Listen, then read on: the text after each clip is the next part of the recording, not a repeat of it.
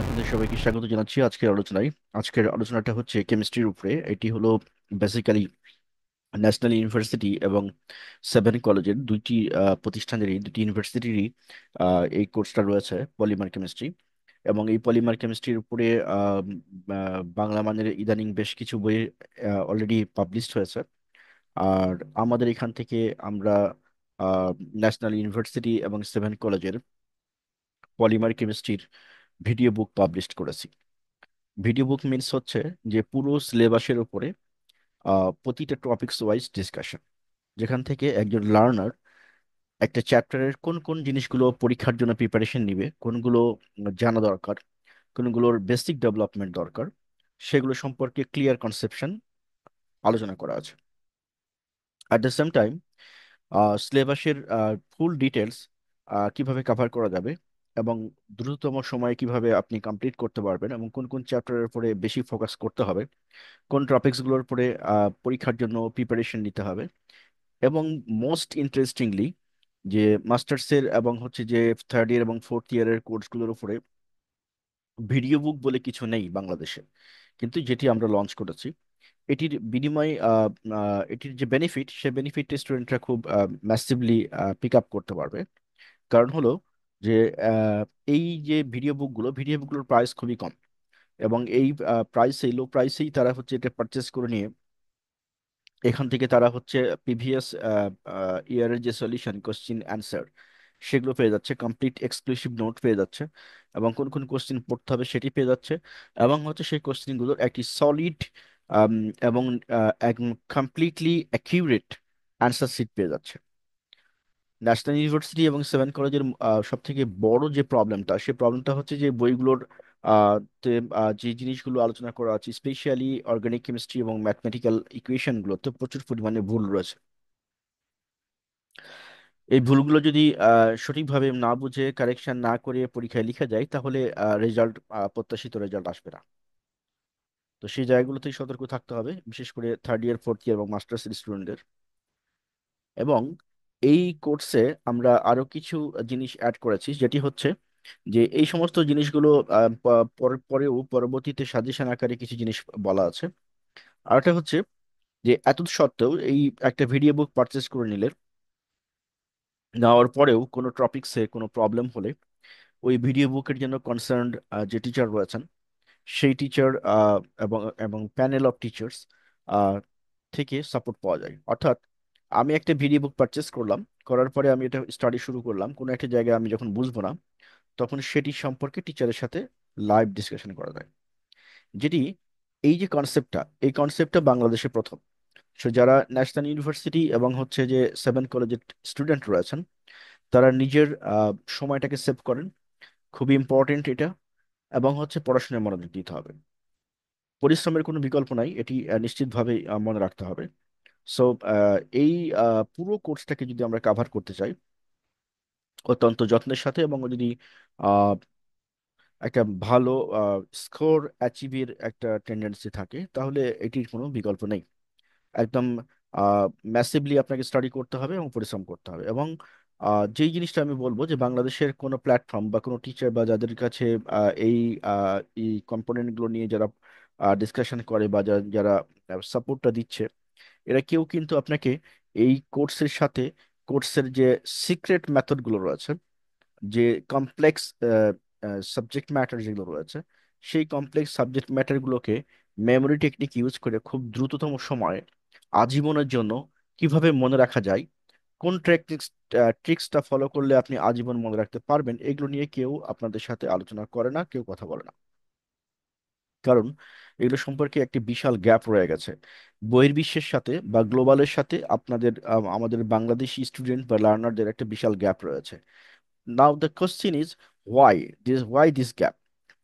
গ্যাপটা হচ্ছে এই কারণেই যে ভাষাগত দক্ষতা একটা ব্যাপার, আরটা হচ্ছে টেকনোলজির সাথে অ্যাডাপ্টেশন। বিশ্বের সকল দেশের স্টুডেন্টের টেকনোলজির সাথে অ্যাডাপ্টেশন এত বেশি যে তার তুলনায় বাংলাদেশ পিছিয়ে আছে। এখন পিছিয়ে আছে বলতে, বাংলাদেশের যে অ্যাডাপ্টেশন গুলো টেকনোলজির সাথে, সেটি হচ্ছে non effective, just wasting of time. বাইরের দেশগুলোতে স্টুডেন্টরা লার্নিং যে পারপাসে যারা কাজ করছে তারা লার্নিং নিয়েই ব্যস্ত আছেন, এবং গ্লোবালি তারা বিশ্বমানের কন্টেন্ট দিয়ে পড়াশোনা করছে, যার ফলে তাদের নলেজের ডেপথটা অনেক বেশি হয়ে যায়। আজকের দিনের একটা স্টুডেন্ট, বাংলাদেশের কোনো একটা ইউনিভার্সিটির একটা স্টুডেন্টকে চিন্তা করতে হয় যে ইউএস এর একটা ইউনিভার্সিটি স্টুডেন্টের সাথে তার ডিফারেন্সটা কোথায়। আপনি যদি শুধু আপনার ইউনিভার্সিটি স্টুডেন্টের সাথে ডিফারেন্স চিন্তা করেন তাহলে আপনি পিছিয়ে পড়তেছেন ডে বাই ডে। কারণ এখন উই আর ইন দ্য মানে এরা অফ গ্লোবালাইজেশন। সো এই গ্লোবালাইজেশন এবং আর্টিফিশিয়াল ইন্টেলিজেন্সের যুগে আপনি যদি শুধু আপনার ক্লাসরুমের স্টুডেন্টের সাথে আপনি নিজেকে কম্পেয়ার করেন তাহলে ডেফিনেটলি আপনি পিছাচ্ছেন, এবং এই পিছাতে পিছাতে এমন একটা সময় আসবে যে আপনার সাবজেক্ট আপনাকে আর সাপোর্ট দিবে না। তো এই জায়গা থেকে উত্তরণের উপায় কি? উপায় হচ্ছে যে আপনার সাবজেক্ট যেটি রয়েছে সেই সাবজেক্টকে ভালোভাবে শিখতে হবে, এর কোনো বিকল্প নাই।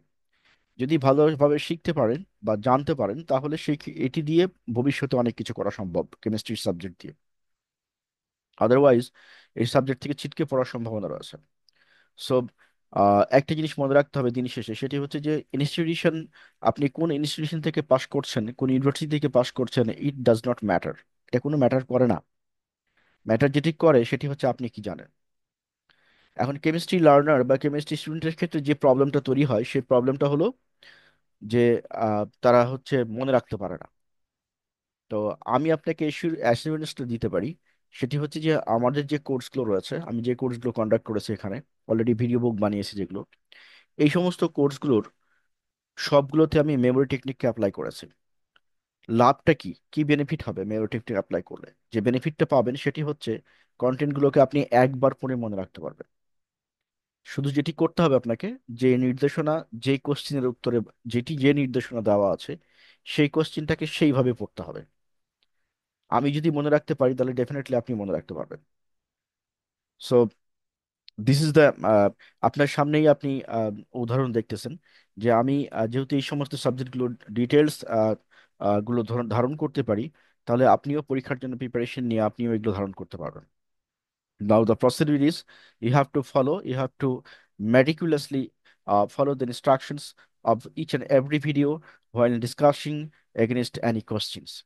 So we are going to discuss directly our content today. So welcome you all to this lectures of polymer chemistry from polymer chemistry. Masters chemistry basically for a new এবং হচ্ছে 7 কলেজের ক্ষেত্রে থার্ড ইয়ারে রয়েছে, এবং অন্যান্য মাস্টার্সেও কিছুটা রয়েছে। তো 7 কলেজ এবং হচ্ছে যে ন্যাশনাল ইউনিভার্সিটি সবার জন্যই এই পলিমার কেমিস্ট্রির এই টপিকসটা রয়েছে। সো আমরা একসাথে এটা আলোচনা করতে পারি। প্রথম যে কোশ্চেনটা দেখতেছেন, সিনডায়োট্যাকটিক পলিমার কি, নাম ও কনফিগারেশন লিখো। তো এটি বোঝার জন্য আমাদেরকে একটু ব্যাক এন্ডে ফিরে যেতে হবে। তো আমরা ব্যাক এন্ড থেকে শুরু করব। আরেকটা টার্মিনোলজি রয়েছে, ট্যাকটিসিটি। সো আমরা এই জিনিসগুলোকে বোঝার চেষ্টা করব, এবং এটি আপনি যেটা দেখতেছেন সেটা হচ্ছে আইসোট্যাকটিক এবং সিনডিওট্যাকটিক। এটিতে আমরা পরে আসবো এই স্ক্রিনে। বাট আমরা এখান থেকে শুরু করব যে ট্যাকটিসিটিটা কি। প্রথমে আপনি যেটা করবেন সেটি হচ্ছে আমার প্রতিটি ইনস্ট্রাকশন গুলো ভালো করে খেয়াল করবেন, যেগুলো নোট নেওয়া দরকার সেগুলো নোট নিয়ে নেবেন, এবং এই নোটটাকে রিভিশন দিতে হবে কিভাবে সেটা আমি বলে দেবো, আর এই কোশ্চেনটার উত্তর আমরা কিভাবে করবো। কোশ্চেনটা আমরা যেটা পড়বো সেটি হচ্ছে যে পলিমারটা কি, পলিমার বলতে আমরা কি বুঝি, ট্যাকটিসিটি জিনিসটা কি, এবং এর ক্লাসিফিকেশন এবং এর গুরুত্ব। এটা হচ্ছে কোশ্চেন। তো এইখান থেকে কোশ্চেন হয়, এবং হচ্ছে যে এটাকে যে কোনো প্যাটার্নে কোশ্চেনটা আসতে পারে। আমি একসাথে সবগুলো বলে দিচ্ছি। বেসিক্যালি হচ্ছে যে আমরা রসায়নে সাইড চেন এবং হচ্ছে যেটাকে পার্শ্বশিকল বলি সেই জিনিসগুলো সম্পর্কে আমাদের ধারণা আছে। এই পার্শ্বশিকলের যে অ্যারেঞ্জমেন্ট, 3 ডাইমেনশনাল রিজনে যে অ্যারেঞ্জমেন্ট, ত্রিমাত্রিক বিন্যাস যেটা, সেই বিন্যাসটা কেমন, এই বিন্যাসের ঘটনাটাকে আমরা বলবো ট্যাকটিসিটি। ঠিক আছে? তাহলে একটা চেইন বা একটা শিকল, শিকলের চারপাশে মানে দুই পাশে আর কি, উপরে এবং নিচে যে পার্শ্ব শিকল থাকে, সে পার্শ্ব শিকলের যে অ্যারেঞ্জমেন্ট বা পার্শ্ব শিকলের যে বিন্যাস, সে বিন্যাসটা কিরকম বা বিন্যাসটা কি সেটি বোঝানোর জন্যই আমরা ট্যাকটিসিটি টার্মিনোলজিটা ইউজ করে থাকি। তাহলে ট্যাকটিসিটি মানেটা কি দাঁড়ালো? দাঁড়ালো হচ্ছে একটা চেইন, সেই চেইনের উপরে নিচে যে পার্শ্ব শিকলগুলো থাকে সেই পার্শ্ব শিকলগুলোর বিন্যাসকে, ত্রিমাত্রিক স্থানে বিন্যাস। এখন আমরা যদি ডেফিনেশনটাকে একটু পড়ি, এটা হলো বেসিক, নিজের মতো করে মনে রাখবেন। এবার আসেন হচ্ছে রসায়নে, বিশেষ করে পলিমার রসায়নে ট্যাকটিসিটি বলতে একটি পলিমার শৃঙ্খলে পার্শ্ব শিকলগুলোর, যেমন মিথাইল গ্রুপ, বিন্যাস বা সজ্জাকে বোঝায়। সহজভাবে বলতে গেলে এটি পলিমার চেনের প্রধান পার্শ্ব শিকলের সাথে সংযুক্ত পার্শ্ব গ্রুপগুলো কিভাবে ত্রিমাত্রিক সাজানো হচ্ছে সেটি। মোট কথা হচ্ছে একটা শিকল, শিকলের উভয় পাশে যে আপনার পার্শ্ব শিকল রয়েছে, সে পার্শ্ব শিকলগুলো কিভাবে বিন্যস্ত রয়েছে থ্রি ডাইমেনশনাল রিজনে, ত্রিমাত্রিক রিজনে। এই ঘটনাটা কি আমরা বলি, এই বিন্যাসটাকে আমরা কি বলি, ট্যাকটিসিটি। এখন কিভাবে বিন্যস্ত হয়েছে বা কিভাবে বিন্যস্ত আছে, তার উপরে ভিত্তি করে এগুলোকে আমরা কতগুলো ভাগে ভাগ করতে পারি। ভাগগুলো কি?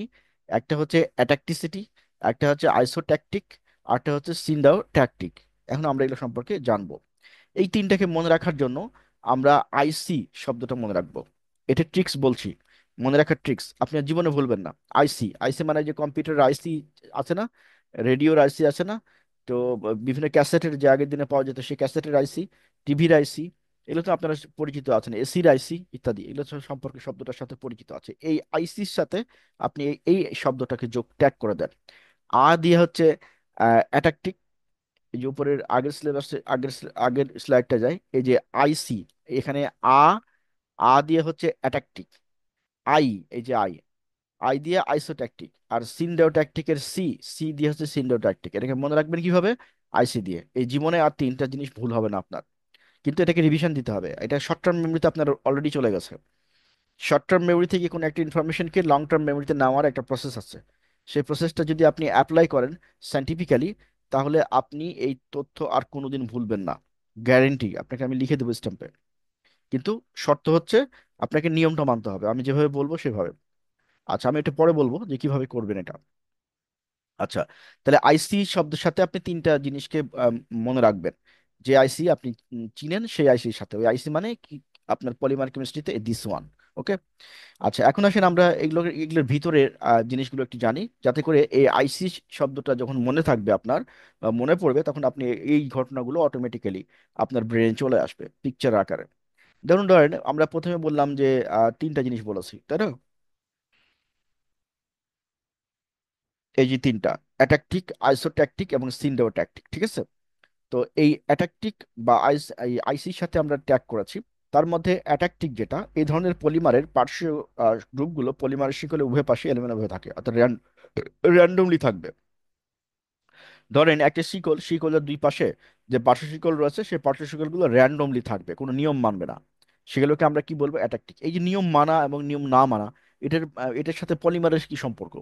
পলিমারের সম্পর্ক আছে। কি সম্পর্ক? পলিমারের আপনার হচ্ছে ইলাস্টিসিটি, পলিমারের হার্ডনেস, পলিমারের গলনাঙ্ক, পলিমারের ঘাত সহতা যেটাকে বলি আমরা, এই জিনিসগুলোর সাথে জড়িত আছে এটা। সেই জন্যই এটা আমাদের স্টাডি করার দরকার হয়। তাহলে অ্যাট্রাক্টিসিটি এই জিনিসটা কি দাঁড়ালো? এলোমেলো, র্যান্ডম মনে রাখেন। হ্যাঁ, অ্যাট্রাক্টিসিটি জিনিসটা হচ্ছে অ্যাটাক, মানে এটা অ্যাট্রাক্টিসিটি জিনিসটা কি, এটাকে মনে রাখেন এভাবে যে কারোর উপরে অ্যাটাক হচ্ছে। যেমন ধরেন কোনো একটা মানুষকে মারা হচ্ছে পাবলিক প্লেসে, তাহলে কি ওখানে কোনো নিয়ম মেনে মারা হবে? মারা হবে না, যে যখন পারবে যেভাবে পারবে মারবে, তাই না? অনুরূপভাবে আবার ধরেন কোনো একটা জেলখানায় বা কোনো একটা ইন্টারোগেশন সেলে যখন কাউকে মারা হয়, তখন একটা নিয়ম মেনে মারা হয়, অর্থাৎ একজন মানুষ মারে বা দুইজন মানুষ মারে। কিন্তু পাবলিক প্লেসে যদি কাউকে মারা হয়, তাহলে র্যান্ডমলি মারে। এই র্যান্ডমলি মারাটা হচ্ছে অ্যাট্রাক্টিসিটি, অ্যাট্রাকটিভ। পলিমারের ক্ষেত্রে অ্যাট্রাকটিভ। এই গল্পটা, এই চিত্রটা মনে মনে যেটা বললাম, এটাকে আপনি ড্র করেন, মনে মনে চিন্তা করেন যে একটা পাবলিক প্লেসে একটা মানুষকে মারা হচ্ছে, সেই মারাটা হচ্ছে অ্যাট্রাকটিভ। মানে এলোমেলো হয়ে মারা হয়। কিভাবে মারা হয়? এলোমেলো ভাবে, সুতরাং এটা অ্যাট্রাকটিভ। এরপরে চলে আসেন আইসোট্যাকটিক। এই ধরনের পলিমারে পার্শ্ব গ্রুপগুলো পলিমার শৃঙ্খলে একই পাশে সাজানো থাকে, ফলে পলিমারটি নিয়মিত গঠন ধারণ করে এবং সাধারণত শক্ত দৃঢ় হয়। তার মানে এলোমেলো সজ্জার থেকে নিয়মিত এবং সুশৃঙ্খল সজ্জা অবশ্যই বেশি শক্তিশালী, বেশি স্থায়ী এবং বেশি রিগিড। এই আইসোট্যাকটিক এই ঘটনাটা কোনটা? এই আইসোট্যাকটিক ঘটনাটা হচ্ছে আপনার জেলখানার ইন্টারোগেশন সেলে কাউকে যখন মারা হয়, তখন একটা নিয়ম অনুযায়ী মারা হয়, সেটিকে বলা হয় যে আইসোট্যাকটিক। তাহলে দুইটা ঘটনা বললাম, একটা পাবলিক প্লেসে পিটানো, আর একটা হচ্ছে জেলখানার মধ্যে পিটানো। পাবলিক প্লেসে পিটানো হচ্ছে অ্যাটাকটিক, আর জেলখানার মধ্যে পিটানোটা হচ্ছে আইসোট্যাকটিক, ঠিক আছে? দুইটা গেল। এবার হচ্ছে সিন্ডেওট্যাকটিক। এই ধরনের পলিমারের পার্শ্ব গ্রুপগুলো পলিমার শৃঙ্খলের উভয় পার্শ্বে পর্যায়ক্রমে সাজানো থাকে, অর্থাৎ অল্টারনেটিভ ওয়েতে সাজানো থাকে, অর্থাৎ একটা কার্বন পর পর। বুঝে গেছে আমার কথা? একটা কার্বন এর ফলে পলিমারটি নিয়মিত গঠন ধারণ করে, আইসোট্যাকটিভ পলিমারের মতো শক্ত দৃঢ় হয়। উম, হ্যাঁ, তাহলে হচ্ছে যে আমরা কি বুঝলাম, যে পর্যায়ক্রমে মারা হয়, পর্যায়ক্রমে সাজানো থাকে। এই যে ঘটনাটা কোনটা, এই ঘটনাটা হচ্ছে আপনার যখন কোনো একটা ইন্টারোগেশন সেলে কোনো একটা কয়েদিকে বা কোনো একটা জেলের যারা আছেন তাদেরকে যখন মারা হয় কোনো তথ্য ইনফরমেশন আর উদ্ধার করার জন্য, তখন তাদেরকে একটা নিয়ম অনুযায়ী মারা হয়। যেমন ধরেন, সকালে যদি 1 ঘন্টা কাউকে মারা হয়, তাহলে সকালে 1 ঘন্টা মারা হলে বিকালে আরেক ঘন্টা মারা হয়। ধরেন, আমরা ধরে নিচ্ছি এক্সাম্পল, মানে ধরে আমাদের গল্পের খাতিরে আর কি, গল্পটা বানাতে হবে কারণ হচ্ছে আমরা যেন এটা সারা জীবন মনে রাখতে পারি সেই জন্য। তাহলে সকালবেলা যার ডিউটি ছিল বিকেলবেলা তার ডিউটি নাও থাকতে পারে, তাহলে বিকেলবেলা অন্যজন আসে পিটায়, বা রাতে পিটায় অন্যজন, তাই না? তাহলে হচ্ছে কি, এটা কি অল্টারনেটিভ হচ্ছে, অর্থাৎ একজন সকালে মারতেছে একজন বিকেলে মারতেছে, তাই তো? তো এই ঘটনাটা হচ্ছে আপনার সিনডিও ট্যাকটিক। তাহলে আপনি তিনটা চিত্র পেলেন, একটা হচ্ছে পাবলিক প্লেসে পিটানো, আরটা হচ্ছে জেলখানার ইন্টারোগেশন সেলে পিটানো, আরটা হচ্ছে সকালে এবং বিকেলে দুইজন ব্যক্তি পিটানো জেলখানার মধ্যে। এই তিনটা ঘটনা আমাদের তিনটা জিনিসের সাথে জড়িত। এই তিনটা জিনিস কি? আইসি। আইসিটা কি? আইসি মানে হচ্ছে অ্যাটাকটিক, আই দিয়ে হচ্ছে আইসোট্যাকটিক, আর তিন দিয়ে হচ্ছে সি দিয়ে হচ্ছে সিনডেওট্যাকটিক। এই তিনটা ঘটনা পিটানোর সাথে জড়িত। কি পিটানো? ওই যে পাবলিক প্লেসে পিটানো একটা, জেলখানার ইন্টারোগেশন সেলে পিটানো একটা, সকালে পিটানো একটা, বিকালে পিটানো একটা। ঠিক আছে? এই হলো মূল গল্প। এখন এখান থেকে আমরা কি কি জিনিস পড়লাম, আমরা কি কি জিনিস পড়লাম আর কি কি জিনিস আপনি নোট নিলেন, সেই জিনিসগুলো সুন্দর করে রাখবেন। নোট যেটা নিলেন, যে খাতায় নোট নিচ্ছেন, সে খাতায় এই গল্পগুলো ছোট ছোট করে তুলে রাখবেন যাতে গল্পগুলো আপনার মনে থাকে, যে গল্পগুলো আমি বলেছি। তাহলে আমরা পড়েছি মূলত পলিমার কি সেটা পড়েছি, পলিমারের ক্লাসিফিকেশন পড়েছি, টক্সিসিটি পড়েছি, তাই তো? টক্সিসিটির মধ্যে তিনটা জিনিস পড়েছি, একটা তিনটা জিনিসকে একসাথে মনে রাখার সিক্রেট টিপস পড়েছি, সেটা কি? আইসি। এই আইসি মানে কি? অ্যাটাকটিক, আইসোট্যাকটিক আর সিন্ডিওট্যাকটিক। এখন অ্যাটাকটিক জিনিসটা কি? পাবলিক প্লেসে পিটানো এলোমেলো ভাবে। আর আহ, আহ, আপনার হচ্ছে আইসোট্যাকটিকটা কি? ইন্টারোগেশন সেলে নিয়ম করে পিটানো। আর হচ্ছে হচ্ছে সিনিয়র কি? ইন্টারোগেশন সেলে সকাল আর বিকাল বিকালে পিটানো। এই হলো গল্প। এখন এই গল্পটা আপনার মাথার মধ্যে পুরো চিত্রটা আপনি দেখতে পাচ্ছেন গল্পটা শোনার পরে। এই গল্পের সাথে এই ঘটনাটা ট্যাগ করে দেন, বাস শেষ। মনে রাখেন, আপনার ব্রেইন কখনো তথ্য মনে রাখে না, কখনো টেক্সট মনে রাখে না, আপনার ব্রেন মনে রাখবে চিত্র। এটি হচ্ছে বৈজ্ঞানিকভাবে প্রমাণিত। সো আপনি যদি এই চিত্রটা, যেটা গল্পটা বললাম, এই গল্প আপনার মনে থাকবে এবং এই গল্পের সাথে চিত্রগুলো মনে থাকবে, সুতরাং এই ঘটনা, এই যে কোশ্চেনের উত্তর, এটা আপনি পরীক্ষার হলে না পড়ে গিয়েও লিখতে পারবেন। আচ্ছা, এবার চলে আসি হচ্ছে উদাহরণে। আমরা উদাহরণগুলো মুখস্থ রাখতে হবে, এগুলোর ক্ষেত্রে কোনো কিছু মানে নিয়ম অনেক ক্ষেত্রে কাজ করে না। হুম। আচ্ছা, আমরা এই উদাহরণের জন্য এমন একটা পদ্ধতি বেছে নিচ্ছি যাতে করে আপনি উদাহরণ না ভুলেন। এটা টেকনিক্যালি আমি এটাকে বেছে নিয়েছি। আমার উদাহরণ পরীক্ষার হলে দিতে হবে। সো উদাহরণটা আমি দিব কোনটা দিয়ে? পলিপ্রপিলিন দিয়ে। এই তিনটা দিয়ে উদাহরণ পলিপ্রপিলিন। ঠিক আছে? তাহলে আমরা কিভাবে যোগ করব? তিনটা নাম জানি। আই দিয়ে হচ্ছে অ্যাট্যাকটিক, তাহলে অ্যাট্যাকটিক পলিপ্রপিলিন। আর হচ্ছে আইসো দিয়ে আইসোট্যাকটিক, আইসোট্যাকটিক পলিপ্রপিলিন, সিন্ডোট্যাকটিক পলিপ্রপিলিন। মিথাইল গ্রুপগুলো পলিমার চেনের সাথে এলোমেলোভাবে থাকে। আইসোট্যাকটিক পলিমার চেনের সাথে একই পাশে থাকে, আর সিন্ডিওট্যাকটিক পলিমার পলিমার গ্রুপগুলোর পলিমার চেনের বিপরীত পাশে থাকে। অর্থাৎ মিথাইল গ্রুপগুলো পলিমার চেনের বিপরীত পাশে নিয়মিত হয়ে থাকে। বিপরীত পাশে, পলিমার চেইনের বিপরীত পাশে, মিথাইল গ্রুপগুলো পলিমার চেইনের বিপরীত পাশে নিয়মিতভাবে পর্যায়ক্রমে সাজানো থাকে, অল্টারনেটিভলি, মানে একটা কার্বন পর পর। তাহলে এই তিনটার উদাহরণ পলিপ্রপিলিন, এটাকে মনে রাখেন। তিনটার উদাহরণ হচ্ছে পলিপ্রপিলিন। ঠিক আছে? তিনটার উদাহরণ পলিপ্রপিলিন, মানে আসামিকে মারা হচ্ছে। আসামি কয়টা? একজনই তো আসামি। প্রথমে পাবলিক প্লেসে পিটাইছে, তারপরে ওকে জেলের মধ্যে নিয়ে জেলখানায় পুলিশরা পিটাইছে, তারপরে আবার জেলখানায় সকাল বিকালে পিটাইছে। তার মানে কি আসামি তো একজন, একজন আসামিকে পিটাচ্ছে। সেই আসামিটার নাম কি? পলিপ্রপিলিন। তাহলে এই গল্পটা এবার সুন্দর করে সাজিয়ে নেন।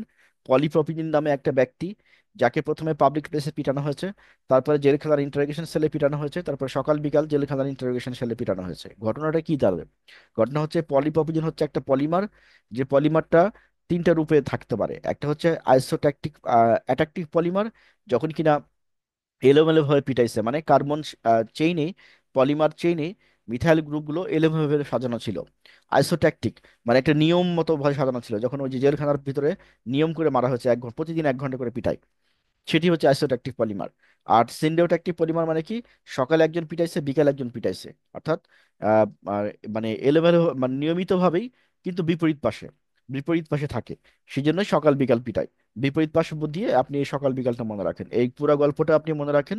মনে রাখলে এই ভিডিওর সাথে সাথে আপনার পুরো জিনিসটা মাথার মধ্যে চলে আসবে, আপনাকে আর দ্বিতীয়বার পড়তে হবে না। এবার আমরা সামারাইজ করি কি কি জিনিস আমরা এই ভিডিওতে কভার করলাম। নাম্বার ওয়ান, আমরা পড়েছি হচ্ছে পলিমার। নাম্বার টু হচ্ছে আমরা পড়েছি টক্সিসিটি। নাম্বার থ্রি হচ্ছে টক্সিসিটির ক্লাসিফিকেশন পড়েছি। তিন নম্বর হচ্ছে টক্সিসিটি গুলোকে মনে রাখার জন্য একটা সিক্রেট ওয়ার্ড শিখেছি। এই সিক্রেট ওয়ার্ডের সাথে আইসি, সিক্রেট ওয়ার্ডের সাথে আমরা কি শিখেছি, একটা গল্প বানাইছি, যে গল্প দিয়ে আমরা এই জিনিসগুলো মনে রাখবো। এই যে আপনাকে দ্বিতীয়বার পড়তে হবে না যদি আমার ভিডিওটা আপনি সুন্দর করে মনোযোগ দিয়ে শুনে থাকেন। এখন আসেন রিভিশন কিভাবে দিবেন। এই কোশ্চিনটাকে আপনার এখন শর্ট টার্ম মেমোরিতে আছে, এটিকে আপনি লং টার্ম মেমোরিতে নিয়ে যেতে চান, যাতে করে পরীক্ষার হলে আপনি পরীক্ষা দিতে বসবেন উইদাউট এনি রিভিশন। কেমিস্ট্রি আপনি আর ভুলবেন না, আপনাকে আমি লিখে দেবো স্ট্যাম্পে যদি আপনি এই নিয়মটা ফলো করেন। তাহলে আমরা নিয়মটা এখন জানবো, নিয়মটা কি এই কোশ্চেনের জন্য। নিয়মটা কি, এই কোশ্চেনের জন্য আপনাকে যে গল্পটা আমি বলেছি, এই গল্প অনুযায়ী আপনি রিভিশন দিবেন।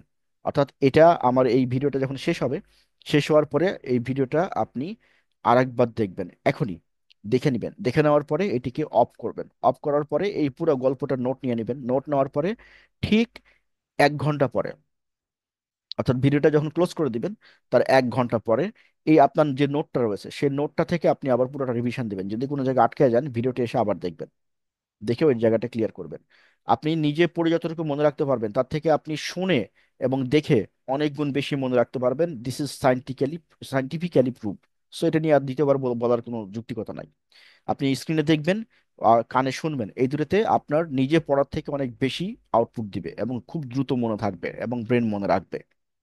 আচ্ছা, তাহলে এই করবেন 1 ঘন্টার পরে। তারপরে পরবর্তী 5 দিন আপনার যে রিভিশন খাতা বানাইছেন, নোট বানালেন যেটা, ওইখানে আমি বলেছি গল্পগুলো টুকে রাখতে অল্প অল্প করে, ওই নোটটাই রিভিশন দিবেন। ওই নোটটা জাস্ট সামনে রাখবেন আর কোশ্চিনটা নিজের মুখে বলবেন এবং কোশ্চিনটা মনে মনে রিভিশন দিবেন। This is mind game, mind it. Doing the best into the exam or to do the best at the exam, you have to play the mind game. আপনার মাইন্ডই আপনার সবকিছু কন্ট্রোল করে। আপনার লজিক্যাল ব্রেন মাত্র 5% কাজ করে। সো 95% আনইউজ থেকে যায় যদি if you do not play with your mind. So মাইন্ডকে কাজে লাগান এবং এটা দিয়ে রিভিশন দেবেন, যেখানে আটকাবেন ওই দেখে নেবেন। তাহলে কি, প্রথমে হচ্ছে যে ভিডিওটা দেখা শেষ করে এই ভিডিওটা আরেকবার দেখবেন। দেখবেন এই কারণে যে পুরো জিনিসটাকে ঠান্ডা মাথায় আরেকবার বোঝার জন্য। তারপরে নোট নেওয়া হয়ে গেল, এই নোটটা দেখে রিভিশন দিবেন। জাস্ট ভিডিওটা যখন দ্বিতীয়বার দেখার পরে পরবর্তী 1 ঘন্টার মধ্যে রিভিশন দিবেন। কেন 1 ঘন্টার মধ্যে রিভিশন দিবেন তার সাইন্টিফিক ব্যাখ্যা আছে, এটা আমি এখন আর বলছি না, পরে এক সময় বলবো। দেন পরবর্তী 5 দিন সকালে একবার রিভিশন দিবেন, বিকেলে একবার রিভিশন দিবেন। রিভিশন দিতে আপনার 2 মিনিটের বেশি সময় লাগবে না। কোত্থেকে রিভিশন দেবেন, ভিডিও দেখে, বই খুলে? নো, জাস্ট কোশ্চিনটা পড়বেন, আপনার নোট করা আছে কোশ্চিনটা, কোশ্চিনটা পড়বেন, কোশ্চিনটা পড়ে নোটটা উল্টে রেখে রিভিশন দিবেন মনে মনে। Mind game. আশা করছি বুঝতে পেরেছেন। কোনো কোশ্চেন থাকলে কমেন্ট করবেন, ভিডিওটা যদি ভালো লাগে লাইক শেয়ার কমেন্ট দিয়ে সবাইকে শেয়ার করে দিবেন, কারণ অনেকেরই উপকৃত হবে। আর আমরা ফার্স্ট ইয়ার থেকে মাস্টার্স পর্যন্ত আমার সব সাবজেক্টের সব পেপারে ন্যাশনাল ইউনিভার্সিটি এবং 7 কলেজের সবগুলোর ভিডিও বই রয়েছে। কেউ চাইলে ভিডিও বই অনেক কম মূল্যেই এখানে আমাদের ওয়েবসাইটে দেওয়া থাকে, আপনি পারচেস করে নিতে পারেন। যা আপনার হয়তো একদিনে নাস্তা করতে বসলেও হোটেলে যদি একটা ফ্রেন্ড সহ বসেন তার থেকে বেশি খরচ হয়ে যায় এই বইয়ের যা প্রাইস। সো আপনি বইয়ের সাথে কি কি পাচ্ছেন, পুরো জিনিসগুলো পাচ্ছেন উইথ ভিডিও লেকচার, এবং হচ্ছে যেখানে বুঝবেন না সেখানে আমার সাথে কথা বলার সুযোগ পাচ্ছেন। আশা করছি বুঝতে পেরেছেন। আমরা এখানে ভিডিওটা শেষ করছি।